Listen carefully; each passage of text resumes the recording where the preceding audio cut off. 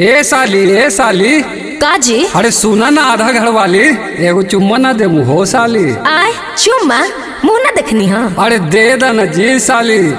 अरे हटा ना फिरिया में चुम्मा चाहिए। अरे तो तोड़ा का चाहिए साली। हम बताओ तनी सुना। अच्छा सुनावा।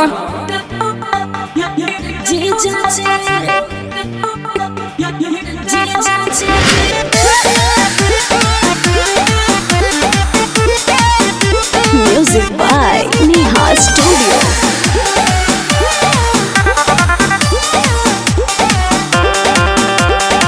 सोना के सिकड़ी चांद के पायल, सोना के सिकड़ी चांद के पायल, तू हमके दिला दे जीजा जी, तू हमके दिला दे जीजा जी।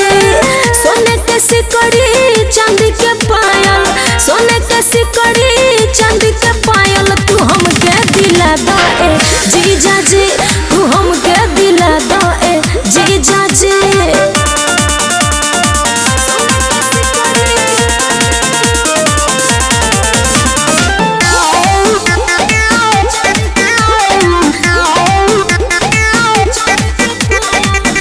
होठवा के ललिया कनवा के बलिया, तू हमके दिला दो ए जीजा। खेसारी लाल के फिल्म दिखा दी, खेसारी लाल के फिल्म दिखा दी, तनी मुडवा बना दी ए जीजा, तनी मुडवा बना दी ए जीजा।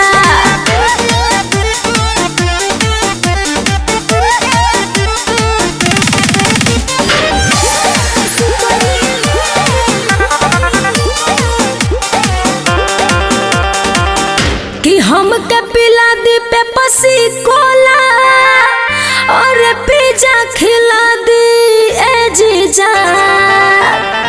चुमा लिया ये वीडियो बनाई, चुमा लिया ये रीलवा बनाई, नट पर डलाई ए जीजा, नट पर डलाई ए जीजा।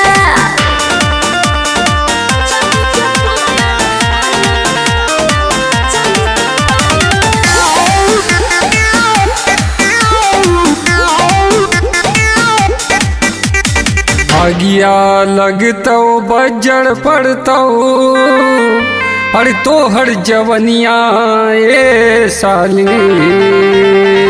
तनी जवनिया हमके चखा दी, तनी जवनिया हमके चखा दी, तनी मुडवा बना दी ए साली, तनी मुडवा बना दी ए साली।